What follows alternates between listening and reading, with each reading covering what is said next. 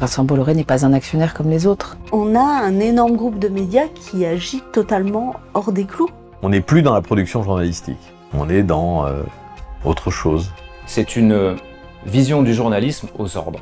Oui, c'est la brutalité totale. Enfin, tout le monde s'accorde à le décrire comme ça. On s'est rendu compte qu'on était 30 ou 40 journalistes différents, de différents médias, toutes sensibilités confondues, à avoir été attaqués par Vincent Bolloré. De manière quasi systématique, il attaque tous les médias et tous les journalistes qui souhaitent enquêter pour mettre en lumière ces pratiques problématiques. En termes de massacre de l'information, d'instrumentalisation de l'information, de propagande, la violence de ce qui est en train de se passer en termes de démocratie est absolument terrible.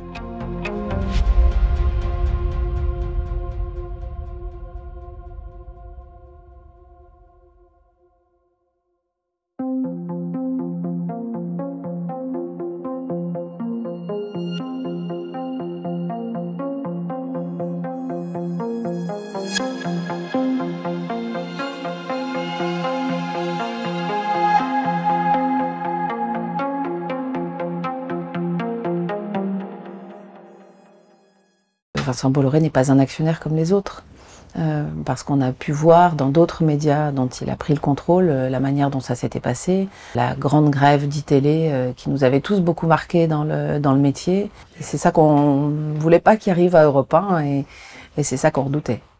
On a aperçu assez vite que le plan de départ qui visait à réduire les effectifs de la radio et son train de vie, puisque c'était de ça dont il était question, devrait être aussi l'occasion d'un changement éditorial et de la confection d'une radio low cost sur le plan des moyens donnés à l'information.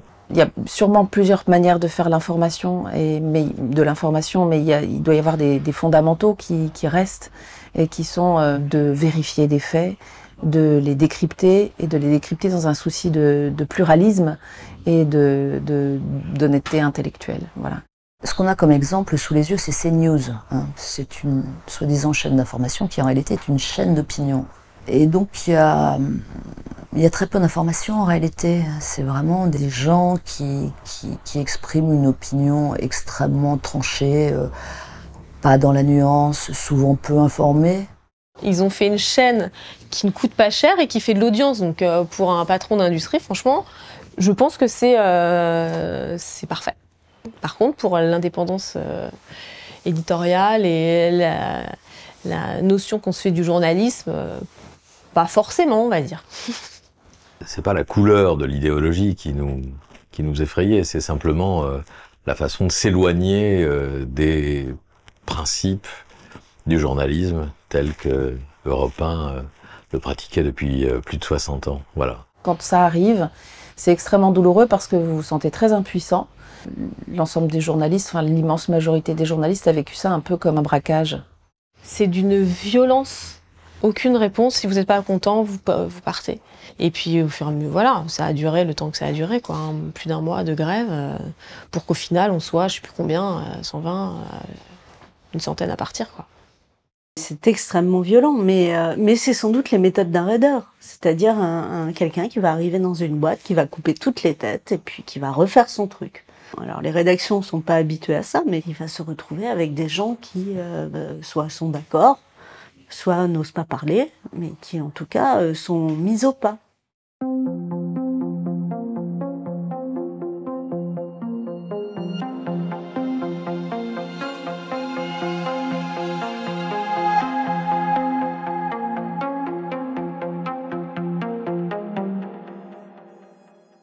Vincent Bolloré donc met son veto sur cette enquête. Donc on choisit la négociation. On se dit, allez, on va se battre pour qu'ils entendent raison. Il faut diffuser cette enquête, ce serait un fait très grave. Canal+ a la réputation d'être une chaîne libre. On négocie, on pense qu'on va y arriver. Sincèrement, on pense qu'on va y arriver. Et on n'y arrive pas. Donc en fait, pour résumer, cette histoire du Crédit Mutuel, c'est l'histoire d'un groupe de journalistes qui croient en leur travail, qui croient en l'enquête, qui produisent une enquête journalistique de qualité et qui se font censurer par un grand patron en direct, sans crier garde en fait. C'est-à-dire que nous-mêmes, on n'était pas du tout à imaginer la moindre intervention possible d'un grand patron dans cette histoire. On a été vraiment très surpris et le résultat, c'est que on a tous été virés de Canal+. L'information un peu impertinente, un peu indépendante, un peu enquêtée, ça on sent très bien que c'est pas du tout son truc. Donc l'investigation, il va la censurer, l'abîmer et finalement la supprimer en juin 2016. Les journaux télévisés de Canal, qui avaient un petit ton un petit peu moderne, ils sont supprimés également très rapidement après l'arrivée de Bolloré à la tête de la chaîne. Les Guignols, on vire les auteurs, Barthès est mis sous pression, le zapping est mis sous pression, c'est-à-dire que le simple fait d'avoir une mémoire télévisuelle et de dire il s'est passé ça dans la télévision, c'est intéressant de le mettre en perspective avec d'autres événements, bah ça aussi ça dérange, donc en gros tout dérange. Vincent Bolloré n'en a rien à faire de l'image qu'il peut donner. Quelque chose ne lui plaît pas, il le retire de l'antenne. Une direction n'est pas exactement dans sa ligne ou ne veut pas servir exactement ce qu'il a en tête à ce moment-là, elle est décapitée. C'est une version totalitaire du journalisme. J'emploie à dessein ce terme. Vincent Bolloré a dit lui-même que la direction d'un groupe de cette taille nécessitait un peu de terreur. En fait, c'est pas du tout par hasard qu'il dit ça, c'est-à-dire que oui, c'est quelqu'un qui gère par la terreur, c'est-à-dire qu'il n'est pas question que qui que ce soit résiste aux oukases de l'actionnaire, surtout pas en matière d'information, parce que l'information est stratégique pour lui et il veut en faire exactement ce qu'il veut, et donc les journalistes sont des petits soldats.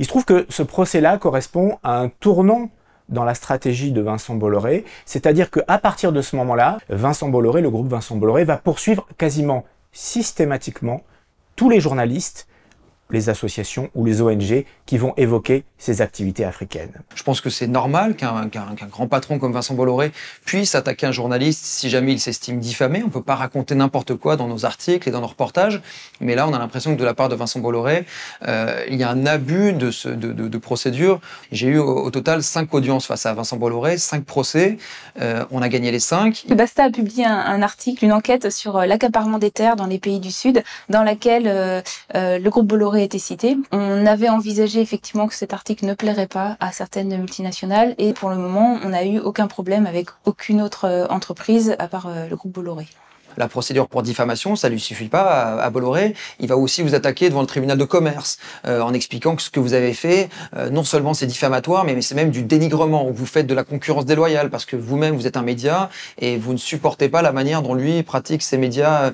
Voilà. Ou alors, ça a été mon cas, vous attaquez devant une justice étrangère. En l'occurrence, moi j'ai été attaqué via la Socapalm, qui est une filiale du groupe Bolloré, devant le tribunal de Douala au Cameroun, dans un pays où la diffamation est punie d'une peine de prison ferme, 6 mois de prison, je crois, au maximum, et surtout de détention provisoire en attendant d'avoir un procès. Donc voilà, c'est, je pense, une des singularités de Vincent Bolloré, c'est de passer par tout un tas d'artifices procéduraux pour essayer de vous faire taire, en gros, en n'utilisant pas les procédures habituelles, à savoir le procès pour diffamation. Ce qu'on a trouvé problématique aussi dans cette procédure, c'est qu'on n'était pas seul sur le banc des accusés. Il y avait également avec nous Rue 89 et son directeur de publication Pierre Aski, qui était là pour avoir osé citer dans sa revue de presse notre article, notre enquête sur l'accaparement des terres et le rôle du groupe Bolloré dans ce processus. Et puis il y avait également des particuliers qui avaient comme unique tort d'avoir publié sur leur blog un lien hypertexte vers notre enquête. Donc vous imaginez bien l'angoisse que peuvent avoir un professeur des écoles à la retraite et un ébéniste qui se retrouve convoqué par le tribunal à Paris 2 fois de suite pour avoir publié juste un lien sur leur blog. Je ne pensais pas que M. Bolloré allait nous attaquer pendant la rédaction du livre. Ça a été une surprise, me demandant à moi personnellement 750 000 € de dommages et intérêts. Nous sommes des travailleurs de terrain, notre but est de récolter des faits, de recouper des faits, des sources, pour interroger les pouvoirs. Et bien sûr, donner la parole à ceux qui sont mis en cause dans les enquêtes que nous produisons. Chose que Vincent Bolloré ne fait pas. Quand vous lui demandez une interview, la plupart du temps, il vous envoie un huissier. Ou alors il vous fait un procès. Avant même que l'enquête soit sortie. Si je me souviens bien de la formulation de la lettre envoyée par le président de Vivendi à l'époque, j'aurais, par mes SMS et mes mails répétés, dérangé la bonne marche de l'entreprise.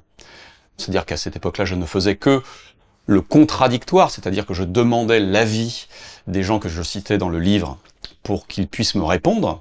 Donc 20 mails et 14 SMS, ce serait déranger la bonne marche de l'entreprise Vivendi. C'est me donner quand même beaucoup de pouvoir.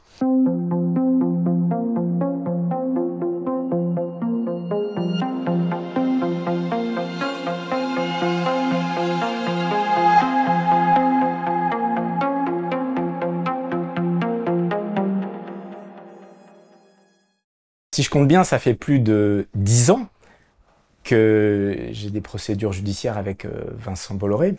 Ça ressemble à une histoire presque sans fin.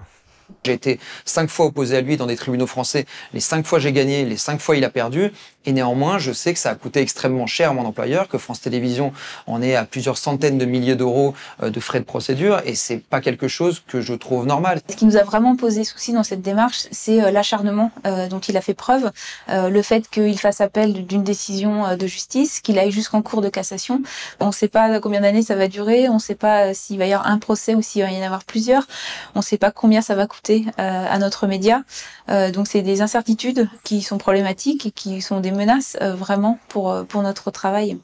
Si jamais son but était de gagner ses procès, il arrêterait peut-être d'en faire ou il essaierait d'être un peu plus solide d'un point de vue juridique. Il perd quasiment à chaque fois. En revanche, même quand il perd, il gagne en fait quelque part parce qu'au final, il a réussi à vous faire perdre du temps, à vous faire perdre de l'argent et surtout, il peut dissuader d'autres personnes d'enquêter sur lui. Je crois que derrière ces multiples procédures judiciaires, il y a une triple volonté, je résumerai ça en 3 mots, intimider, détourner et épuiser. On est vraiment dans des poursuites qui sont, pour moi, abusives, qui sont des poursuites bâillons, qui visent à ce que les médias se censurent ou s'autocensurent sur ces sujets qui sont sensibles pour le groupe Bolloré. Les procédures bâillons sont le bras armé de ce règne de la terreur.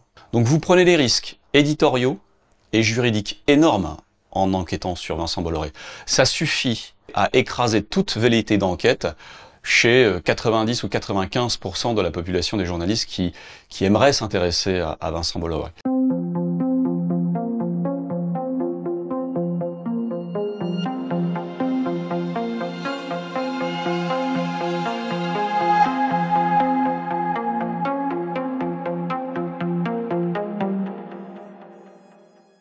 Il faut comprendre que Vincent Bolloré, c'est pas l'information qui l'intéresse, c'est l'influence.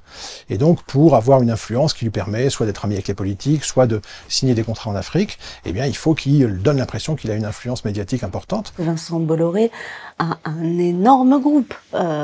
Il a une chaîne payante qui est Canal+, une chaîne info, qui est un outil d'influence, une radio, un groupe de presse qui est Prisma, plus ce qui risque de prendre sur l'édition qui appartient aujourd'hui au groupe Lagardère. On a un énorme groupe de médias qui agit totalement hors des clous. Après tout, on peut se dire, ben, Bolloré, il finance, il fait ce qu'il veut. Sauf que là, c'est de l'information. Donc c'est très important, évidemment. C'est-à-dire que l'information n'est pas une marchandise comme les autres. Sinon, il n'y a plus vraiment de démocratie. Ça dépasse largement juste l'enjeu d'Europe 1 ou juste l'enjeu de CNews. C'est vraiment le débat démocratique qui est en cause par le contrôle de certains médias, par un type d'idée, un camp politique. Et ça, c'est un vrai problème.